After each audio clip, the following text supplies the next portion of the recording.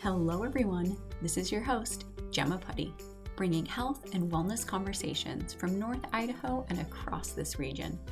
I am so excited to chat with the entrepreneurs, creatives, and believers as we journey together to connect more deeply to ourselves, our earth, and our communities.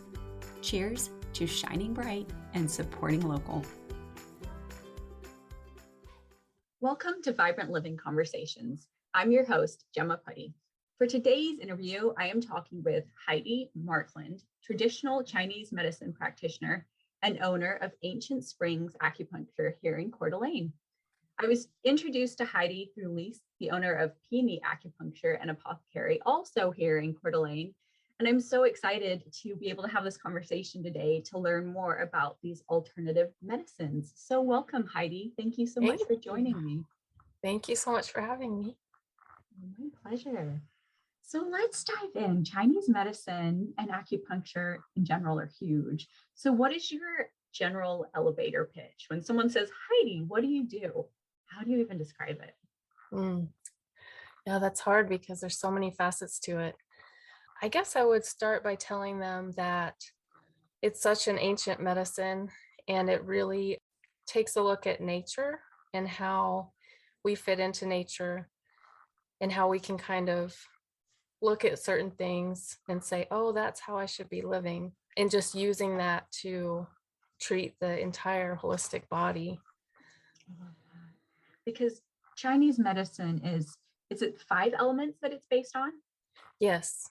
Which is, what are they? Okay, so if you start at the top, there's wood, which that's liver. Okay. And then that's the mother of fire, that's heart. Okay. And you keep going around, so it's always the mother of, and then sun. So wood is the mother of heart, which is fire. Then fire is the mother of earth, which is spleen. Earth is the mother of metal, which is our lungs. And then metal is the mother of water, kidneys. And then it makes a full circle. So water is the mother of wood. So each one is a son to one of them and a mother to one of them. So it's nice. It's a whole circle instead of thinking, I feel like being brought up in the West, we think very linear, like everything's just a straight line. But a lot of times in Chinese medicine, everything is circular, which is kind of beautiful because you're not just looking at one thing and then the next. It's always moving parts. Yeah, I love that. And I've studied Ayurvedic more than I've studied Chinese medicine, but it's very much like living within the seasons and that encyclical, right? And with the moon and the sun. And is that right? Yeah, I love that. Yeah. And I just love how, like you say, you're living with the season. So for example, right now we're in fall, we just want to make sure that we're kind of looking inward. If we look at the trees, they're all letting go. Like autumn is kind of about letting go and going inward. So you see that the trees get really bright and then they lose all their leaves. And then in the wintertime, you don't see much of anything going on. All the trees are bare, but there's tons going on under the surface at the roots. And so with Chinese medicine, same thing. We might see symptoms on the outside, but we really need to focus on the root of somebody's problem and treat that rather than the branches. We can treat both, but I love how it treats the root of the problem. Well, and I think that's where it's sustainable, right? I've had so many frustrations with doctors that you go to and they give you a medicine for the symptom, but the actual root isn't understood. Questions to understand the root of it aren't understood. So you can't actually make a change in your life. They're just giving you something to mask what that thing is actually doing to your body, which feels very unsustainable, right?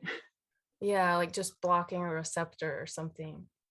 So that, like for depression, they just maybe sometimes block a receptor instead of looking at, well, why is there depression and what can we do on the inside? What can we change, even eating habits? Yeah, no, completely. So traditional Chinese medicine is the umbrella. And then underneath that, there's different would you call them modalities, like acupuncture being one, acupressure, you mentioned Mhm. cupping and some other, is that how you describe it? Yeah, I would say so.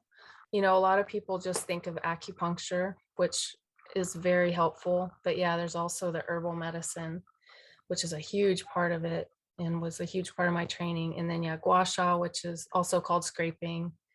You Okay. might have seen crazy videos of people with like lines all over their backs, with a quarter or something. It's usually not that extreme. Of course, Okay. that's what TV likes to show. And then, yeah, cupping. There's even nutrition, breath work, Right. qigong, tai chi.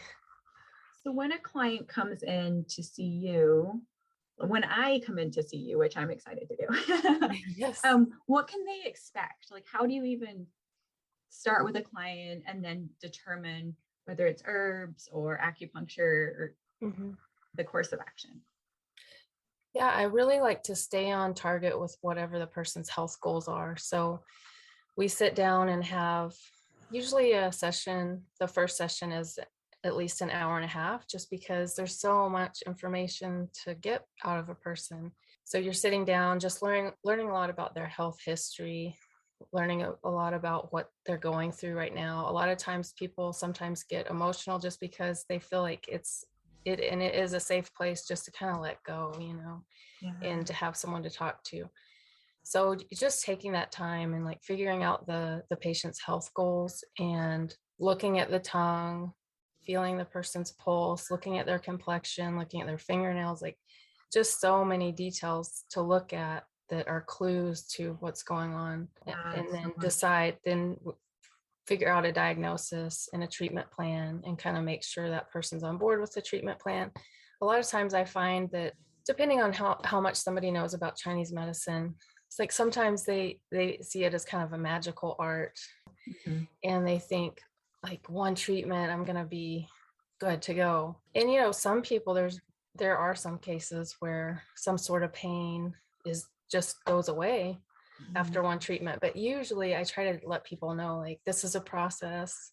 You need to kind of get on board with how much are you willing to invest in this, as far as changing lifestyle, if there's any dietary changes that we talk about that need to be made, and if you're willing to take herbs. A lot of people, like, I didn't grow up taking any kind of herbs, and so yeah, the first time I took Chinese medicine, it's kind of something to get used to depending on what formula you're on. So just Yeah. talking to someone about all of this, and some people aren't open to herbs, and that's fine. I just tell them, if you want to get faster results and kind of, most people can maybe afford acupuncture 2 times a week at the most. In between those treatments, the herbs are doing the work and helping the whole process. Yeah, I love what you said though about it is a process. Like I love Chinese medicine or the ancient medicines in general because they, first of all, sitting down and having a doctor legitimately evaluate you and ask you questions about your life and like look at your tongue and your nails and your complex, like that just seems magical all by itself, and only in the sense of having someone really want to understand what the human body is telling the outside Mhm. world. Like what is it showing, what it can communicate so much, and we're not, as westerners, ever taught that. And then we're also taught to expect convenience, right? Like take a pill and you'll lose 40 pounds, like go to Yeah. the drive-through and blah blah blah. So this, I mean, being an ancient practice too, it's like we're healing your body. So of course we're not going to do it overnight, and there's different ways of doing it, but you have to commit to the lifestyle change. And I Mhm. think that's just not something that we're taught really growing up in this country specifically. Is you could have the magic bullet, but is that actually healing you from the inside for like the long term, you know? Yeah, is it gonna last? Yeah, the question. Yeah. So I'm curious, you'd mentioned depression there, and I know depression, anxiety, like it's very, a lot of people struggle with it. So I'm wondering, someone that comes in to see you for that, is is it acupuncture? Is it herbs? Is it a combination of that still depending on the person? Yeah, it's definitely still a combination depending on the person. I love herbs. That's where I kind of started with nutrition and herbs. So I say, why not? If you have herbs available that are safe, why wouldn't you? You know? Yeah. And then just simple, changes in diet. But yeah, it would be the same thing. And what I like about Chinese medicine is you see one thing, you see depression. You could see 5 different people with depression and they would all be treated most of the time differently because there's a different cause in most all of them. There might be little, like the liver is often involved in depression. Um, but sometimes there's in Chinese medicine we talk about dampness, which is like a not transforming and transporting fluids properly. There could be all kinds of reasons for depression. So yeah, each person will get treated a little bit differently. Yeah. And I think that's this, I mean, even with life coaching or anything, there's no one fixed solution for everyone. I don't even think for a handful of people, like understanding people's like lived experiences, their environments, what their day-to-day looks like. All of these different things, I think, shape each of us uniquely, that it's like you really need to tap into understand your own body and your needs and nutrition. I love that because even in my studying gut health, I mean, it literally was the things that you're putting in your body, the food that you put in your body are changing your gut microbiome, right? Which ultimately affects all of you, your skin, your moods, your brain Yeah. function. It literally the food that you're putting in your body. So then being able to supplement it with herbs and other acupuncture, acupressure, that kind of thing too, it just supports that. But I think a lot of it comes down to what you're putting in your body. Would you agree? Yeah, for sure. They've found recently, I don't know, in the last 10 or 15 years, the gut brain axis, and how many neurons are actually in your intestinal tract. So, yeah, I can definitely notice a difference. I mean, I'm not perfect by any means with my nutrition, but I can tell pretty quickly if I have something that, too much sugar or alcohol or something. Um, it affects my mood pretty quickly. And that's how I know, okay, this is affecting my brain.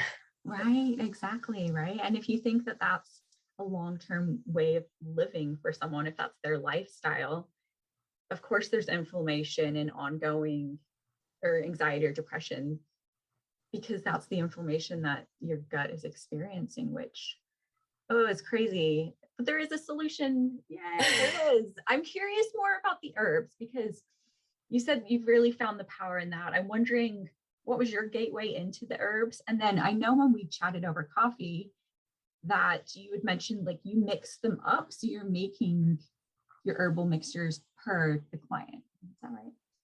Yeah, I mean, I use KPC herbs, which they do have formulas. They're kind of just well known. They're thousands of years old. So I do buy some formulas, but then I usually modify it. I have a bunch of single herbs also to modify it for each person. Yeah, I guess my gateway into herbal medicine was my sister-in-law. I had just had chronic fatigue my whole life. And I mean, even since a child, I kind of like face planted in my food all the time. My dad would make me get up and run laps around the table. Oh my gosh. Nobody ever could figure it out. I had sleep studies done. They said I slept great at night. They didn't know why I was tired the next day. And they did sleep latency, which is making you take naps, like 5 naps the next day. And I had rapid eye movement and I fell asleep in less than 2 minutes in every nap after like a solid night of sleep. Wow. And so when I met my husband, he said, you have to see my sister, but she's in Canada. And at the time she had been studying phytotherapy, which is pretty much using plants as medicine. I see. Okay. So there's a lot of crossover. I think I could be wrong, but I'm pretty sure phytotherapy is more on the European side. So she went to London to study it.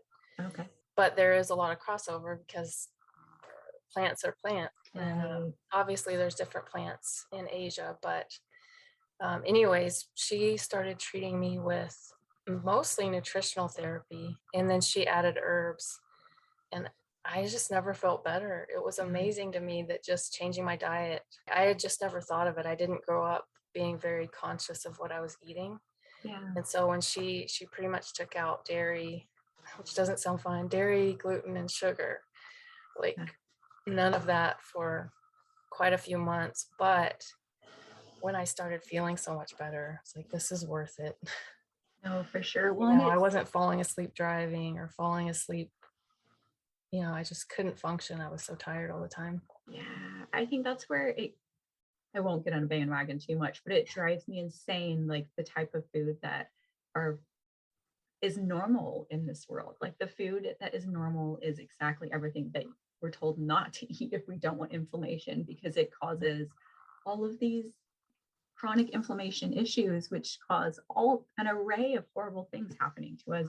But that's the norm. So to eat healthy and in a way that's anti-inflammatory is against, it's really cooking for yourself, which I love doing, but cooking for yourself, educating yourself, really being very cognizant of what's in the food that you're putting in your body, right? It's just not, it's definitely a struggle. It goes against convenience, you know, everything that's convenient is so processed. And, you know, if you're on the road or something, I struggle because I was on the road a lot traveling during school. And what do you eat? Everything is very processed and deep fried, and there's just that's me when I'm traveling. I'm like the snack queen, right? I've got my almonds, my apple, right? It's like this is the stuff that I have to take unless I want to be stuck at a gas station being like, oh, I need food. Oh, interesting. I would like to tap more into acupuncture because I think acupuncture is fascinating. I've had it done a few times. I think I'd mentioned for infertility and then when I was pregnant, like supporting my body to prepare for childbirth. But I have never fully understood what it's doing, like putting needles in me to support my body. Will you explain it a little bit more? Well, it's such a big question. You can look at it from, I guess, the Western side. There's been a lot of research, thankfully, you know, because at one point it was thought of as voodoo. Oh, right. But thankfully, the Western side has researched it enough to explain some of it, but still all of it can't be explained. It's just a really fascinating medicine. So on the Western side, there's a few different things. It works a lot with the nervous system because a lot of where the acupuncture points are is where the nerves are splitting off. So it's very close to the nerves. And we know that sensory signals are going back up our spinal cord to our brain. Right. You know, and then the motor is coming down. So a lot of times if you're treating acupuncture motor stuff, you'll treat on the scalp near the brain, and then the sensory is going back up. And then along with that, you're creating this cascade. So a foreign object is going into your skin. And so it kind of alerts your body like, oh, something's going on, you know, and your body sends inflammatory regulators to that area. And then there's also endorphin release, dopamine. There's just a cascade of things that kind of happen that really trigger the brain, which is, controls the whole body. Yeah. So it's almost, so there's the specific acupuncture points. Is that what you call them? Mm-hmm. Yeah. And then that's almost it's almost like, because when you feel the needle, I don't know, it's so slight. I guess I never watched the needles really go in, but it's very slight, right? The feeling. And then it triggers your body to basically pay attention to that area is kind of what you're telling it to do, right? Yeah. Yeah. Okay. Yeah. So it kind of sends off all these signals. And that's why it's been really good. They've done a lot of research with like long hauler syndrome, because that affects the autonomic nervous system with COVID. It affects the autonomic nervous system, which controls like blood pressure, heart rate, breathing. And so that's why acupuncture has been so helpful with that, because you're tapping into that nervous system. Okay, fascinating. And then on the Chinese medicine side, though, I guess you get into qi, which is kind of the life force energy and all in all creation. And you're working with channels. So there's 14 channels in the body. And it's interesting. There's a book, The Spark in the Machine, that's really fascinating, even if you don't know a lot about acupuncture, because it talks about the science behind it. It's an acupuncturist who was also, I believe he started out as an MD. Okay. And so he kind of knows both sides of it. I love that. And his theory is, because he's done a lot of surgeries and stuff, that Western medicine can't find these channels that we talk about, or the meridians. Right. His theory is that there's a couple of different theories, that it's in the fascial planes. So where your fascia kind of comes together, that's where, if you had surgery, they would cut at that plane so that they're not having to cut through all of that. It more easily spreads apart. And so his theory is that it's the meridians run through those fascial planes. And then another theory is kind of just that it's in the interstitial fluids, like under your skin. And so that's how it works so well, because all of those anti-inflammatory kind of regulators are there right under the skin. Gotcha. Interesting. So it's almost, I mean, I love that we all are energy, and I've studied the chakras quite a bit too, and it's keeping the flows flowing. And once there becomes a block or something stagnant, that's where we get an issue, a problem, right? So it sounds meridians, chakras, I believe they're in the same concept, right? Are they? I haven't studied chakras much, but yeah, I hear that a lot. I should probably look into that a little bit more, but they sound similar. Yeah. Like, I know we have an acupuncture point here, yin tongue, which is at the third eye. Yeah, right. Okay. Because Chinese medicine, I don't know that we mentioned this to start with.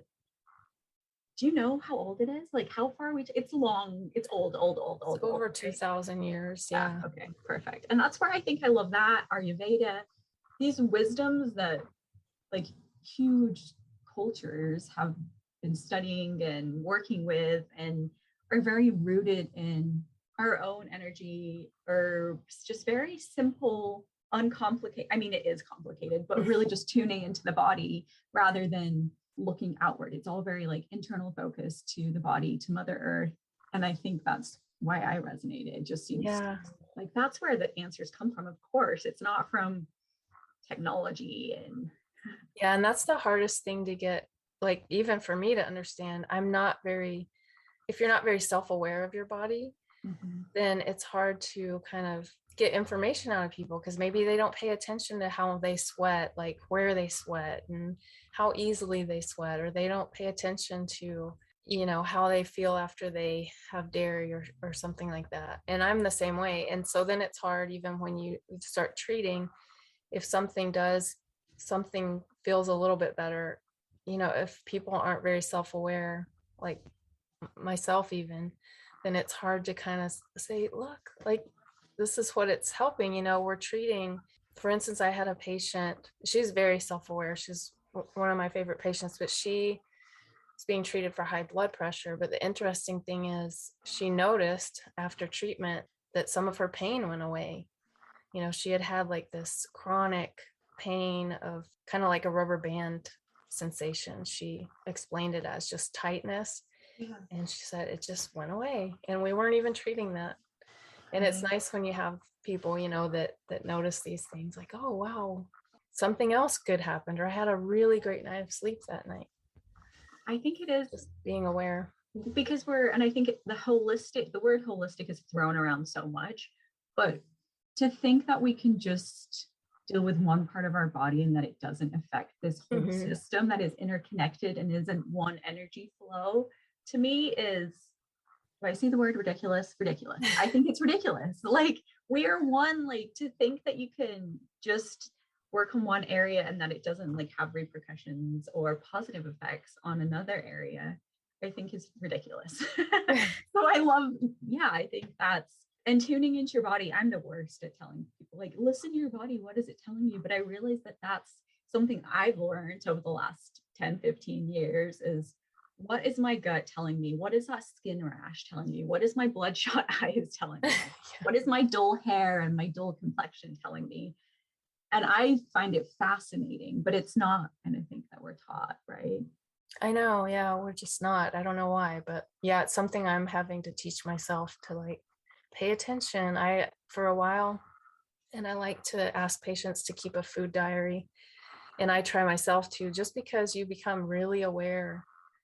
You write down what you eat, and then see how you write down how you feel, and it kind of can pinpoint oh, maybe like onions don't agree with me, just random things, just Right. sometimes your body doesn't process things properly. Yeah, no, completely. Figuring Well, out and what that is. yeah, I think we'll just go there. But I'm thinking the basic one is your poop. Like your poop, we talked about that a little bit, but Yeah. the quality of your poop, and I won't say any more than that, but tells you a lot about what your gut health and therefore your overall health, right? Like your poop Yeah. should look like a poop and not, I'll let you guys figure that one out for yourself. But that's the key, that we all should be pooping and it should be regular and daily, but Yeah. there's a lot of different ways that we can tap into that and start Yeah. to pay attention to the cues our body's sending us. Yeah. One of my professors, he always said, it should look like a small banana. Perfect. Yeah, we do go into detail about that, because it's that's how, like, what's coming out and how it's coming out is how your gut is digesting and processing things. Right, for sure. Yeah. And whether you're getting the nutrition or not getting the nutrition, or whether it's inflamed or not inflamed. Mm-hmm. The other key thing that I know comes up a lot with naturopathic practitioners is looking at the tongue. So I'm curious, when you're looking at the tongue, what are you looking for? Yeah, it just tells so much about the digestion. You look for all the organs. If you look at a kind of a tongue diagram, you can easily Google it, Chinese medicine tongue diagram. There are different organs. So usually the sides are going to be liver and gallbladder. The tip is the heart. Okay. And then the center is digestion. You first look at the tongue body. Yeah, like, does it, when you stick out your tongue, does it go past the width of your mouth? Like, is it swollen or is it super small? Like, is it, you're looking at size, and that tells you kind of the person's chi and how they're metabolizing fluids. Like, if there's a super pretty swollen tongue, puffy, then they're not metabolizing fluids properly. There's something not transporting. And then, so you're looking at the tongue body, you're looking at color for sure, because color is going to tell you whether there's heat in the body. If the tongue's really red, if it's super pale, there might be some blood deficiency, or it might be some lack of warmth in the body. If it's kind of a dusky purple color, there might be some blood stagnating. You're looking for all these things. And then finally, the tongue coating also tells about the fluids in the body. Like, if there's a lack of tongue coating, if it kind of looks like a mirror, then there's definitely some fluid deficiency. Okay. If there's too much coating, and you might have even seen a COVID tongue, like that was kind of a thing. Even in Western medicine, there are certain tongues that they look for like scarlet fever. It's kind of a strawberry tongue, which is interesting because it goes hand in hand with Chinese medicine. It's usually a very, very red tongue. So there's some inflammation, some heat, but then it'll have a really thick tongue coating, like a white tongue coating, and then these little prickles that make it look like a strawberry. Oh, interesting. Huh. So yeah.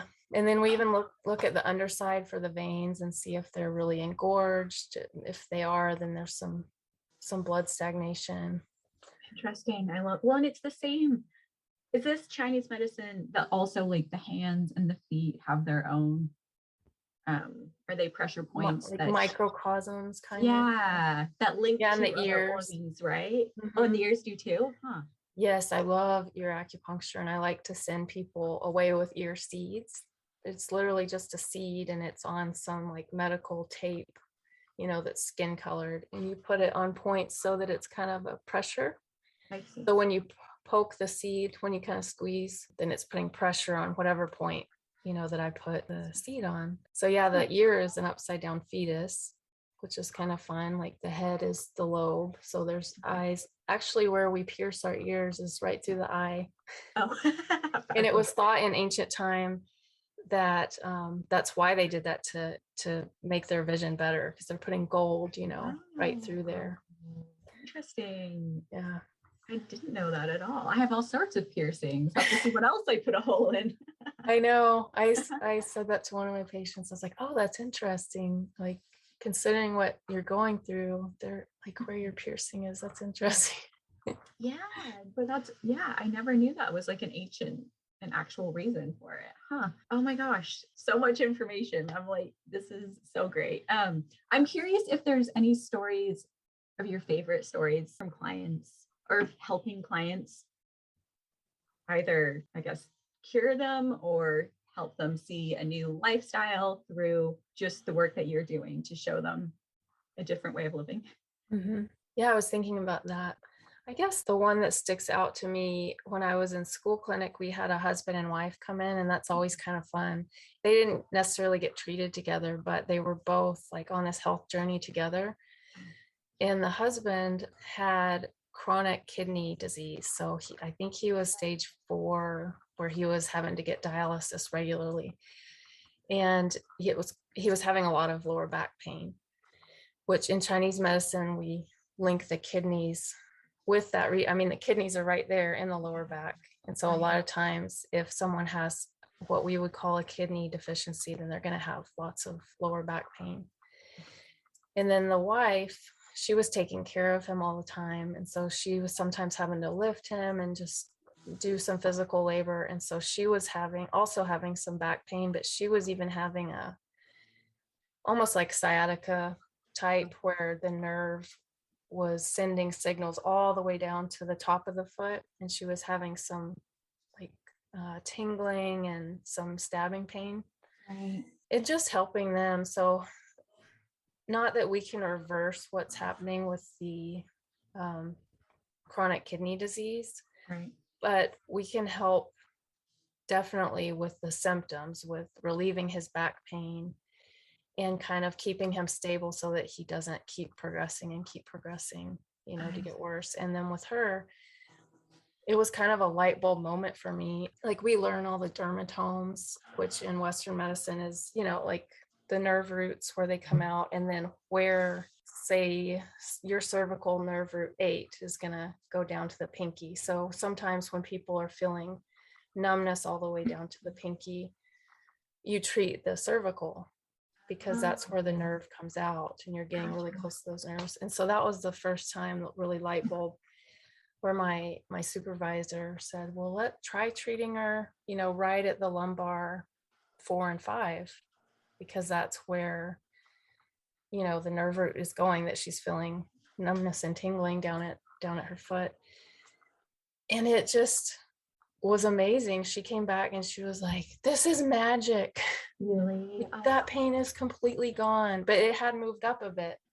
Like, so now, or sometimes it's just people are focusing so much on the pain in one part that there might be pain somewhere else, but they're thinking, all the pain's down there. So sometimes when you treat something, then the pain will move, or they'll notice it somewhere else because they weren't noticing it before. So it just kept kind of moving up. And the more we treated her back, like that pain totally went away.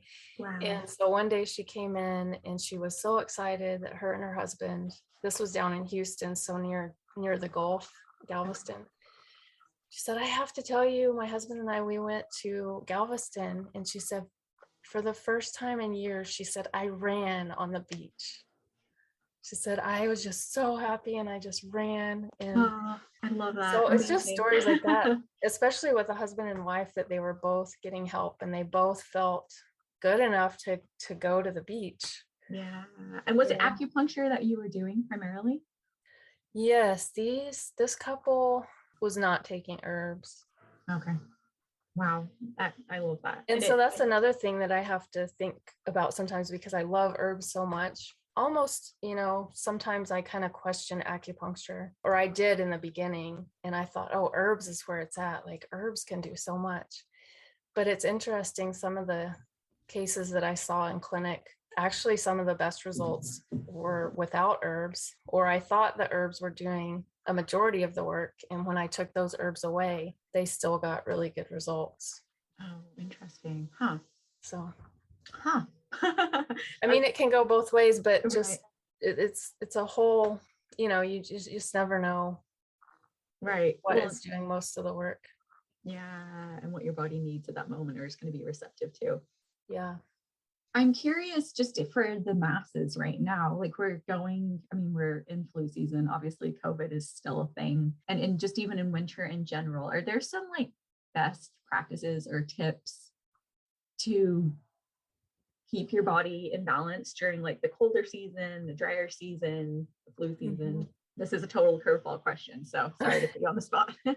No, there definitely is. I tend to go towards nutrition therapy for sure, just because kind of eat what's in season. So right now we should be eating more root vegetables. We should be cooking our vegetables more, just because if you think about most of the food that should be available at this time are things that you need to cook more, you know, like squash and potatoes and like roasted vegetables. So I would say definitely during the winter season to kind of gravitate towards what's in season. Okay. Not a whole lot of cold salads or cold like raw vegetables. Really need to steam the vegetables. When we get more to spring, then it's like a very light steaming of the vegetables, or raw vegetables is kind of in line with the season that we're in. And then also just we're such a busy society. We have to remember that we're not having much daylight, and that's kind of a trigger for our bodies. Like we should be resting more, you know, not necessarily going to bed when the sun goes down, because that's like 4 o'clock now. Right. But you know, if you can let yourself sleep in until the sun comes up, you know, just get more rest, just spend more time with like small groups of people, just relaxing, not doing a whole lot. You know, in the wintertime, if you look at the trees again, like we were talking about earlier, everything's very quiet. There might be things going on under the soil in the roots, but for the most part, everything's quiet and contained. Yeah, I So love just that. I taking needed to time hear that too. I'm like I know we're fighting so myself at the moment. I'm like, I have stuff I need to get done. Why am I tired? I need to be. I'm like, it's winter, Gemma. You're supposed to be more restful and not racing a million miles an hour. So thank yeah. you. Is there anything specific that even like supports the lungs? I know a lot of like, it feels like a lot of the illnesses this time of year affect the lungs, right? Is there?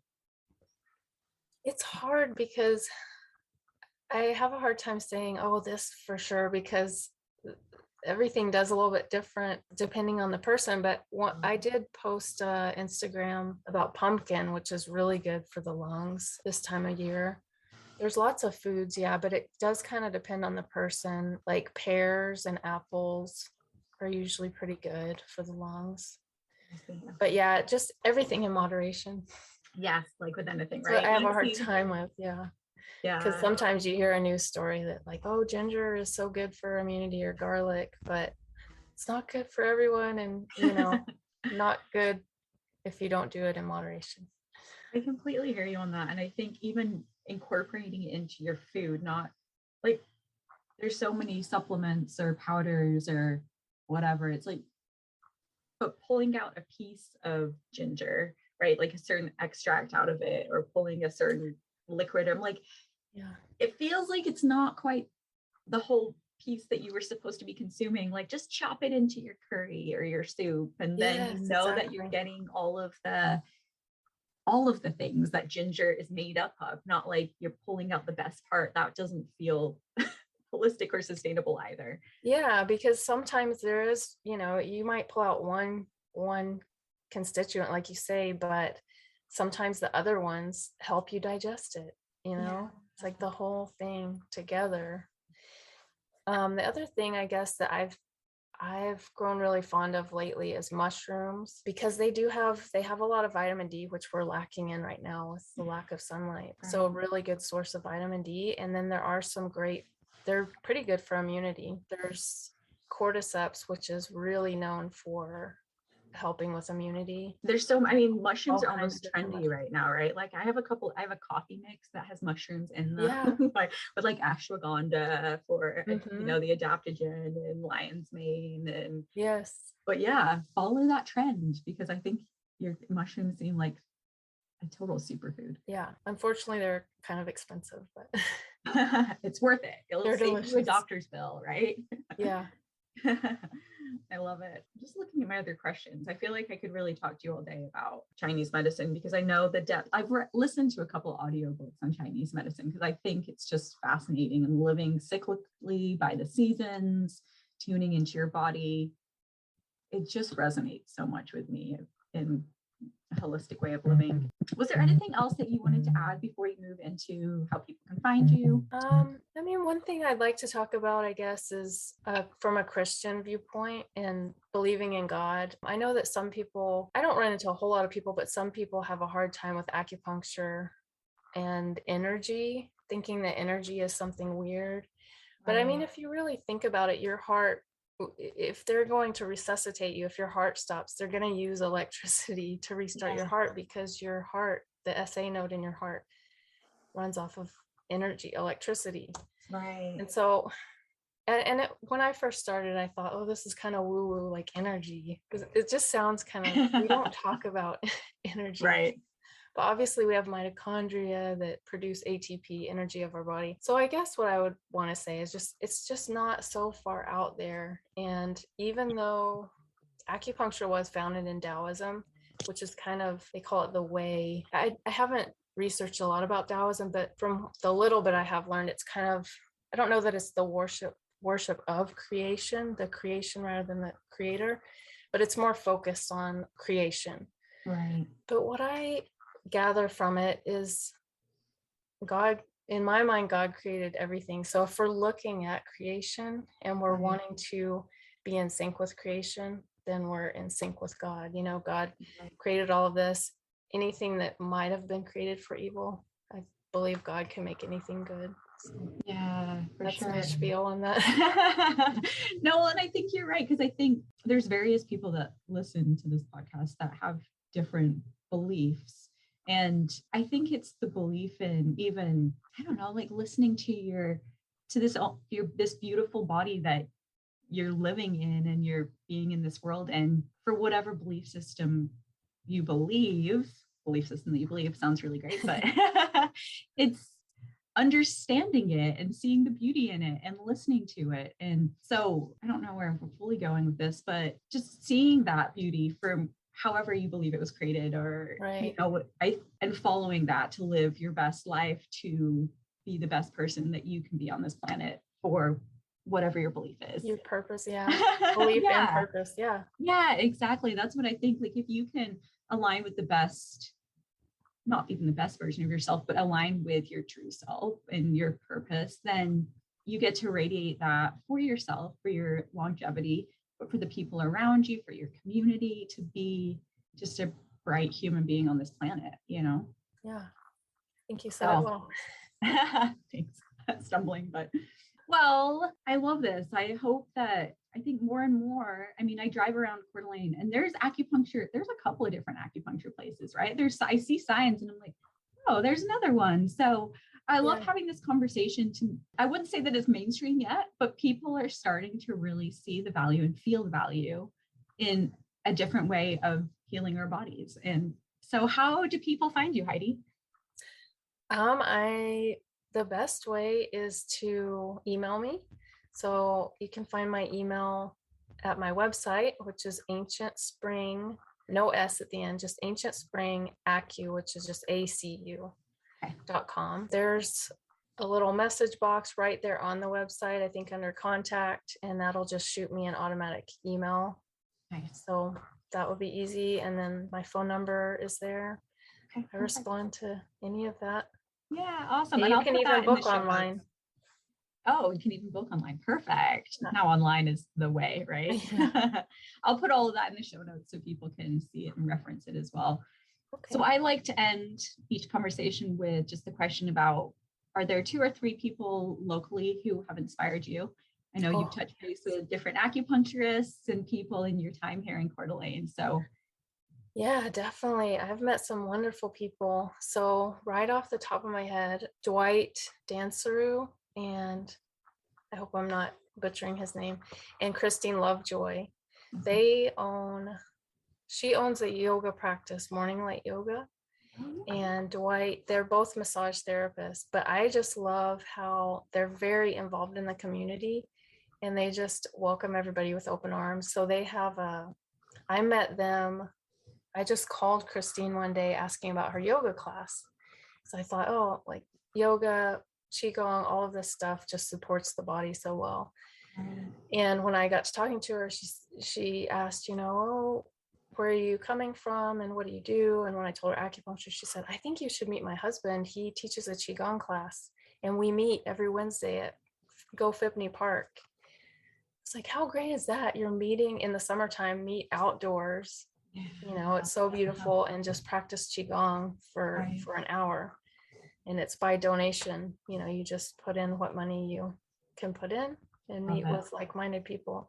So they've been a huge inspiration and helped me meet like-minded people. And then the other person is the acupuncturist I share space with.